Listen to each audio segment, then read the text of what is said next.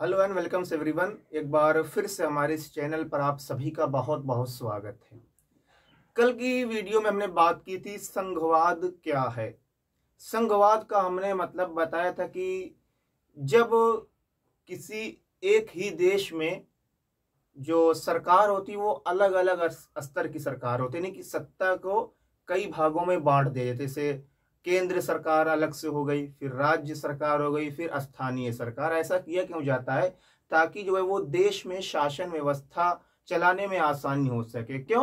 क्योंकि अब भाई केंद्र सरकार, अब भारत इतना बड़ा देश है, अब मोदी जी प्रधानमंत्री हैं तो उनके बताया था हमने कि अब वो पूरे देश में एक एक घर जाके पूछेंगे नहीं कि भाई आपको क्या परेशानी है, क्या दिक्कत है, क्या तकलीफ है, कुछ जरूरत है, मुमकिन नहीं है। ठीक है, तो ये केंद्र सरकार हो गई। फिर उससे नीचे जो आती है वो राज्य सरकार होती है। राज्य सरकार के बस की भी बात नहीं होती कि जो है वो सभी को मतलब मुख्यमंत्री हैं, अब वो भी नहीं एक एक घर में जाके देख सकते क्या जरूरत है, क्या कमी है। ठीक है, फिर उससे क्या होती है स्थानीय सरकार, जैसे ग्राम प्रधान हो गए, ठीक है, या चेयरमैन हो गए। संघवाद के बारे में कल हमने डिटेल में बताया था आपको, संघवाद आखिर होता क्या है। ठीक है, आज हम बात करेंगे संघवाद की विशेषताएं और संघवाद की कमियां क्या होती है। संघवाद के देखिए हमने बताया था कि हर चीज के दो पहलू होते हैं, फायदे भी होते हैं और नुकसान भी हर चीज का होता है। ठीक है, अगर आप किसी चीज से फायदा हो रहा है, लाभ हो रहा है, तो उससे हानि भी जरूर होगी, ये आपको याद रखना है। ठीक है, अगर आज आप को बहुत परिस्थिति आपके अनुकूल है तो आपको बहुत ज्यादा फायदा हो रहा है। कभी कभी आपके प्रतिकूल हो जाती है परिस्थिति। देखिए एक बहुत ही मशहूर कहावत है कि कभी नाव गाड़ी पर, कभी गाड़ी पर नाव।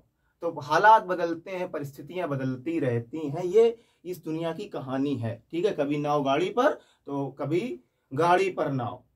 तो उसी तरीके से संघवाद की विशेषताएं क्या है?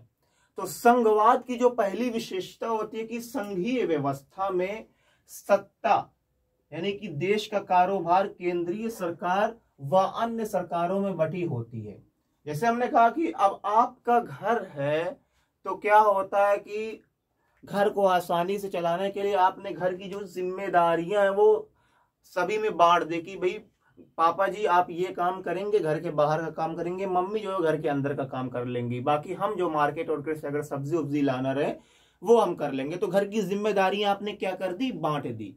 उसी तरीके से जो संघीय व्यवस्था में जो देश की जिम्मेदारियां होती हैं वो केंद्रीय सरकार और अन्य सरकारों में बटी होती है।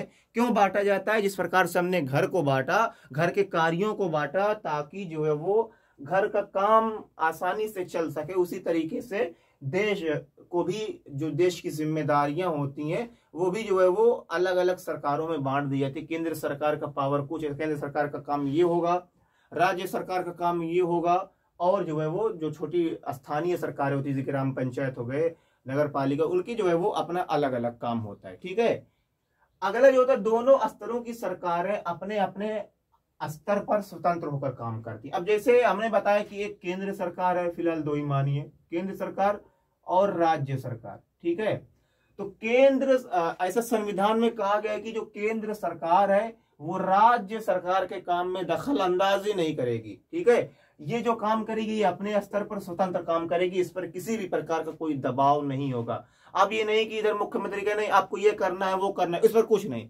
अब जैसे कि अब वही हमने घर का उदाहरण दिया कि आपने मम्मी से कहा मम्मी जी आप अपने मतलब घर के अंदर का जो काम रहेगा वो करेंगी, घर के बाहर का काम पापा जी करेंगे। अब अगर ये हो जाए कि पापा जी घर के काम में मम्मी को दखल अंदाजी करते नहीं, तुम ऐसे करती हो, तुम्हें ऐसे करना चाहिए, ऐसे नहीं करना चाहिए, ये वो तमाम बातें सिखाते रहते हैं, तो क्या होगा? झगड़ा हो जाएगा दोनों में कि यार जब तुम्हारा काम घर के बाहर का तो घर के बाहर वाला काम देखो, अंदर क्यों दखल अंदाजी हस्तक्षेप कर रहे हो। उसी तरीके से ये होता है जो दोनों स्तर की सरकारें, केंद्र सरकार हो गई या राज्य सरकार हो गई, तो इनके जो काम है वो ना ये इनके काम में दखल अंदाजी करेंगे ना ये इनके काम में दखल अंदाजी करेंगे। केंद्र सरकार अपना काम स्वतंत्र होकर करेगी और राज्य सरकार अपना काम स्वतंत्र होकर करेगी। इन दोनों सरकारों पर ऐसा नहीं कि वो सरकार उस पर दबाव डाले या वो सरकार उस पर दबाव डाले। ठीक है, ये संविधान में स्पष्ट रूप से कहा गया है। ठीक है, सरकारों के अधिकार क्षेत्र संविधान में स्पष्ट रूप से वर्णित हैं। जैसे अगर आप घर का काम बांट दें कि चलिए कुछ काम आप कर लेंगे, कुछ काम आप कर लेंगे, पता चला कि वही काम आपके पिताजी भी कर रहे हैं, वही काम आपकी मम्मी भी कर रही हैं, वही काम आप भी कर रहे हैं, पता चला कि तो घर में झगड़ा का माहौल होगा कि नहीं। अगर आप वही कार्यों को बांटने से पहले सब कुछ बिल्कुल साफ साफ कह देते कि मम्मी आपको ये काम करना है, पापा आपको ये काम करना है, हम ये काम करेंगे, ठीक है, बिल्कुल साफ साफ उनको बता देते कि आपको ये करना है, आपको ये करना है, आपको ये करना है, ठीक है, तो घर में लड़ाई झगड़ा का माहौल नहीं पैदा होगा।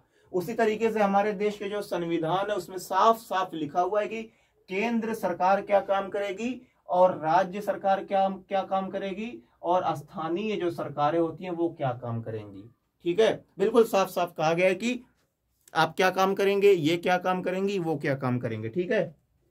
तो बिल्कुल साफ साफ कहा गया है कि हमारे संविधान में कि केंद्र सरकार का काम क्या होगा। आगे आप लोग इसी चैप्टर में पढ़ेंगे कि केंद्र सरकार का काम क्या क्या होता है, ठीक है। और फिर जैसे विदेशी मामले होंगे, ठीक है, विदेश में कोई सामान एक्सपोर्ट करना है तो ये सब निर्णय केंद्र सरकार लेती है। बाकी राज्य के अंदर की जो बातें होती है, अब यूपी की सरकार, यूपी के अंदर कृषि क्या है, किसी को कैसे जो है किसानों को फायदा पहुंचाए, ये सब निर्णय जो है वो राज्य सरकार लेगी, ठीक है। अब गांव के जो छोटे मोटे रोड रहते हैं वो स्थानीय सरकार उसका जो है वो निर्णय लेती है, ठीक है। इस तरीके से जो है वो संविधान में स्पष्ट रूप से साफ तौर पर यह कह दिया गया है कि केंद्र सरकार क्या काम करेगी, राज्य सरकार क्या काम करेगी और स्थानीय सरकारें क्या काम करेंगी, बिल्कुल साफ तौर पर उसमें कह दिया गया है, ठीक है।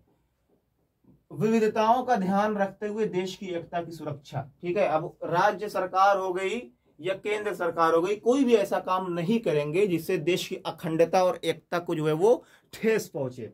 भाई देश को कई भागों में बांटा क्यों गया है, अब पूरा देश है, आप देखे होंगे इंडिया का मैप, बंगाल के लोग जो यानी कि पश्चिम बंगाल के जो लोग हैं वो बंगाली भाषा बोलते हैं, उनका कल्चर उनका रहन सहन बिल्कुल अलग है। अब यूपी वालों से अगर आप बंगाल वालों को कंपैरिजन करेंगे तो रहन सहन चाल ढाल कल्चर बिल्कुल सब कुछ अलग है। खाने में भी वहां के लोग चावल ज्यादा पसंद करते हैं, पश्चिम बंगाल के, यूपी के लोग ज्यादातर रोटी पसंद करते हैं, ठीक है। अब अगर आप यूपी की अगर कोई प्रधानमंत्री यूपी का है, यूपी का चुन के गया और वो ऐसा कानून लागू करे जो यूपी में ज्यादा चलता है लेकिन पश्चिम बंगाल हो गया, तमिलनाडु हो गया, ये तमाम राज्यों में वो काम बुरा मानते हैं वहां पे। जैसे क्या है कि हमारे यहाँ जो होता है वो यूपी में लुंगी उंगी केवल घर ही में पहनते हैं, बाहर और पहन के नहीं जाते, जबकि दक्षिण भारत में आप चले जाइए, तमिलनाडु हो गया, केरला हो गया, आंध्र प्रदेश हो गया, शादी विवाह में लुंगी पहन कर जाते हैं। तो ये हमारा देश का अपना अलग अलग इतना बड़ा देश है तो इसका कल्चर भी सब जगह का अलग अलग है। तो कोई भी सरकार हो, राज्य सरकार हो या केंद्र सरकार हो, कोई भी ऐसा काम ना करे जिससे देश की अखंडता और एकता को ठेस पहुंचे, लोग सरकार के खिलाफ आवाज बुलंद करने लगे, ऐसा ना हो कि देश कई टुकड़ों में बंट जाए, ठीक है। तो ये होती है संघवाद की विशेषताएं। संघवाद में सत्ता केंद्रीय सरकार व अन्य सरकारों में बटी होती है, यानी कि इसमें सत्ता को जो है कई भागों में बांट दिया जाता है। दोनों स्तरों की सरकारें अपने अपने स्तर पर कार्य स्वतंत्र होकर करते हैं, यानी कि बिल्कुल ये स्वतंत्र होती हैं, आजाद होती हैं। राज्य सरकार केंद्र सरकार ना ये इस पे दबाव डालेगा ना ये इस पे दबाव डालेगा। सरकारों के अधिकार क्षेत्र संविधान में स्पष्ट रूप से वर्णित किए गए हैं, मतलब कि राज्य सरकार को क्या करना है, केंद्र सरकार को क्या करना है, ये संविधान में बिल्कुल स्पष्ट रूप से बताया गया है, ठीक है। ऐसा नहीं कि वही काम सब लोग करने लगे। विविधताओं का ध्यान रखते हुए देश की अखंडता की सुरक्षा करना, ठीक है। अब संघवाद की बुराइयां क्या है, हमने कहा कि हर चीज के दो पहलू होते हैं। अगर किसी चीज से आपको लाभ हो रहा है तो स्पष्ट जाहिर है कि उससे आपको नुकसान भी उठाना पड़ेगा, ठीक है। तो संघवाद की बुराइयां क्या है, तो इसमें जो केंद्र सरकार होती है वो अधिक शक्तिशाली होती है।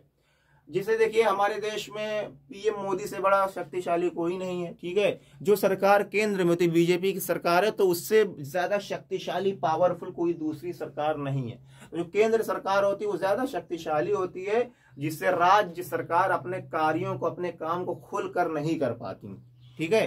तो ये बुराई है कि केंद्र सरकार को बहुत ज्यादा शक्तिशाली बना दिया गया है संघवाद में। दूसरा, संविधान संशोधन का अधिकार केवल केंद्र सरकार के पास होता है। देखिए संविधान लिखा गया था 1946 से 1949 तक इसकी प्रक्रिया चली थी संविधान लिखने की, और संविधान जो है वो 26 जनवरी 1950 को लागू हुआ था। देखिए हमने कहा था कि जो है वो परिस्थिति बदलती रहती है, हालात बदलते रहते हैं, कभी नाव गाड़ी पर तो कभी गाड़ी पर नाव। तो जरूरत के हिसाब से संविधान में संशोधन भी किया जाता रहता है। और संविधान में जो संशोधन होता है वो कौन सरकार करती है? जो केंद्र में सरकार होती है। राज्य सरकार जो है संविधान में संशोधन नहीं करती। अभी देखिए इसमें हमने क्या कहा था कि संविधान में स्पष्ट रूप से लिखा हुआ है कि केंद्र सरकार कौन कौन से काम करेगी और राज्य सरकार कौन से काम करेगी। अब क्या हुआ, केंद्र सरकार को लगा नहीं यार ये काम हमें करना चाहिए, ये राज्य सरकारों को नहीं करना चाहिए, मुख्यमंत्री को नहीं करना चाहिए, ये काम हमें करना चाहिए। तो उसने क्या कर दिया, जो वो संविधान में संशोधन कर दिया। ठीक है, तो संविधान संशोधन का जो अधिकार है वो क्या है, केवल केंद्र सरकार के पास होता है। राज्य सरकार जो है संविधान में संशोधन नहीं करती, ये बहुत बड़ी कमी है। ठीक है, हमने कहा कि जरूरत पड़ने पर संविधान में संशोधन होते रहते हैं। जैसे क्या है कि आपका स्कूल की जो नियम होते हैं उसमें भी संशोधन होते रहते हैं। कभी स्कूल में टाइमिंग 7 बजे की, कभी 8 बजे की हो गई। ठीक है, कभी एक बेल पहले छुट्टी हो गई, कभी एक्स्ट्रा पढ़ा दिया गया। हमने तो आप लोगों को बहुत बार एक्स्ट्रा पढ़ाया है। ठीक है, तो जरूरत के हिसाब से, परिस्थिति के हिसाब से, समय के अनुसार, देखिए हमने कहा कि समय के अनुसार अपने आप को बदलते रहना चाहिए, ये जरूरी है। ठीक है, तो संविधान संशोधन का अधिकार केवल जो है वो केंद्र सरकार के पास होता है। धन संबंधी ज्यादातर अधिकार केंद्र सरकार के पास, यानी कि जो पैसों का ज्यादातर लेन देन, पैसा वैसा जो ज्यादातर होता है, इसका अधिकार किसके पास होता है? केंद्र सरकार के पास। अब राज्य सरकार के पास पैसा है ही नहीं, राज्य सरकार के पास पैसा नहीं है तो क्या होगा? अब राज्य सरकार कोई काम करना चाह रही है, रोड बनवाना चाह रही है, किसानों को कोई लाभ पहुंचाना चाह रही है, गरीबों मजदूरों को कोई लाभ पहुंचाना चाह रही है, लेकिन अब क्या है कि उसके पास पैसा ही नहीं है राज्य सरकार के पास, और वो बार बार एप्लीकेशन दे रही है केंद्र सरकार के पास, वो लोग पैसा फंड पास ही नहीं कर रहे हैं। तो धन संबंधी जो ज्यादातर अधिकार होता है वो किसके पास होता है? वो केंद्र सरकार के पास होता है। ये भी एक बहुत बड़ी बुराई है। केंद्र सरकार का राज्य सरकार के कार्यों पर हस्तक्षेप, ज्यादातर ये देखा गया है कि जो केंद्र सरकार होती है वो राज्य सरकार के कार्यों में दखलंदाजी करती है, हस्तक्षेप करती है। जबकि हमने यहाँ पे बताया था कि दोनों स्तरों की सरकारें अपने स्तर पर स्वतंत्र होकर काम करती हैं। लेकिन ऐसा भी देखा गया है कि जो केंद्र सरकार होती है वो क्या करती है? राज्य सरकार के कार्यों में दखलंदाजी करती है, हस्तक्षेप करती है, उनके कार्यों को स्वतंत्र रूप से करने नहीं देती। ठीक है, ये सब देखा गया, ये सब बुराइयां हैं। तो सबसे पहली बुराई क्या? केंद्र सरकार इसमें अधिक शक्तिशाली है, ये तो सबसे बड़ी कमी हो गई। संविधान संशोधन का अधिकार केवल केंद्र सरकार के पास होता है। संविधान में कोई बदलाव करना हुआ, कोई नियम कानून में बदलाव करना हुआ तो कौन सी सरकार केवल कर सकती है? वो केवल जो है वो केंद्र सरकार कर सकती है, राज्य सरकार नहीं कर सकती। ठीक है, धन संबंधी ज्यादातर अधिकार केंद्र सरकार के पास होता है। लो भैया, पैसा वैसा का मामला, लेन देन हुआ, अब पता चला कि आपके घर में आपके पिताजी ही सारे पैसा वैसा के मालिक है। मम्मी को जो है पता चला कि घर में बनाना है पनीर की सब्जी, आप मटर पनीर बनाना है, मम्मी के पास पैसा नहीं तो क्या बनाएंगी? पैसा नहीं, पैसा सारा आपके पापा के पास है। ठीक है, तो ये दिक्कतें होती है। राज्य सरकार को कोई काम करना है तो पैसा है ये नहीं। अब आपकी मम्मी आपके वापस के नहीं, पैसा दे दीजिए मटर पनीर बनाना, आपके पापा अगर पैसा बना दे तो आपकी मम्मी क्या कर लेंगी? उसी तरीके से राज्य सरकार इनसे पैसा मांगे तब कोई काम करे।